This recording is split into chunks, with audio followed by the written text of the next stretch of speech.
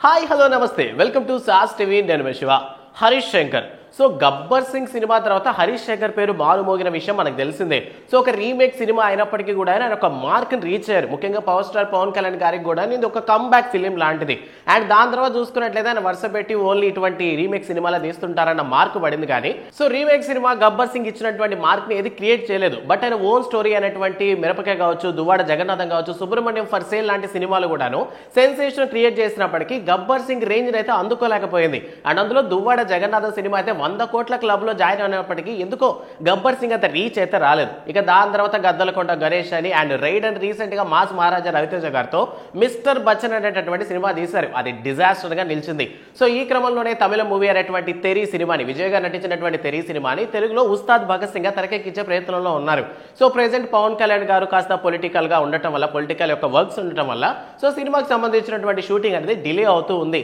so ఈ క్రమంలో remake సినిమాలు చేస్తున్నటువంటి హరీష్ శంకర్ గబ్బర్ సింగ్ లాంటి ఒక మార్కును రీచ్ అవ్వాలంటే ఈసారి సొంత కథతో వస్తే బెటర్ అనే ఆలోచనలో ఉన్నారు అందువల్ల రీసెంట్ గా ఒక కొత్త కథను రాసుకొని మన నందమూరి నటసింహం బాలకృష్ణ గారిని మీట్ అయ్యారంట సో బాలకృష్ణ గారికి స్టోరీ నెరేట్ చేసినట్టు ప్రెసెంట్ సోషల్ మీడియా వర్గాల్లో వస్తున్నటువంటి ఒక మాట అనమాట అండ్ ఇప్పటికే బాలకృష్ణ గారు దేనికైనా రెడీ అన్న విషయం మనందరికీ తెలిసిందే సో ఆయన పూరి జగన్నాథ్ గారికి కూడా అంటే ప్రెసెంట్ అయిన ఫ్లాప్ లో ఉన్నప్పటికీ పూరి జగన్నాథ్ గారికి కూడా ఛాన్స్ ఇచ్చేటటువంటి ఇదిలో ఉన్నారనమాట నందమూరి బాలకృష్ణ అండ్ రీసెంట్ గా మెగాస్టార్ చిరంజీవి గారితో కలిసి నటించడానికి నేను రెడీ మాకు సరిపోయేటటువంటి కథను రెడీ చేయండి అని చెప్పి డైరెక్టర్స్ కే సవాల్ విసిరినటువంటి మన నందమూరి నరసింహం బాలకృష్ణ గారికి ప్రెసెంట్ హరీష్ శంకర్ గారు స్టోరీ నెరేట్ చేయడం ఆ కథ బాలకృష్ణ గారికి కూడా బాగా నచ్చిందని చెప్పి ప్రెసెంట్ టాక్ అయితే వినిపిస్తోంది అండ్ ఓవరాల్ గా ఇది కానీ పట్టాలెక్కే పని అయితే అంటే హరీష్ శంకర్ డైరెక్షన్ లో నందమూరి బాలకృష్ణ సినిమా గాని వచ్చే పని అయితే అది కూడా ఏంటంటే టార్గెట్ గబ్బర్ సింగ్ ని టార్గెట్ గా పెట్టుకున్నారు కాబట్టి సినిమాని వేరే లెవెల్లో తీసినటువంటి ఛాన్సెస్ అయితే కనిపిస్తున్నాయి సో మరి హరీష్ శంకర్ ఏ జోన్ అని సెలెక్ట్ చేసుకున్నారు లేదా ఏ విధంగా సినిమా తీయబోతున్నారు అనేటువంటి అప్డేట్స్ అయితే రాలేదు కానీ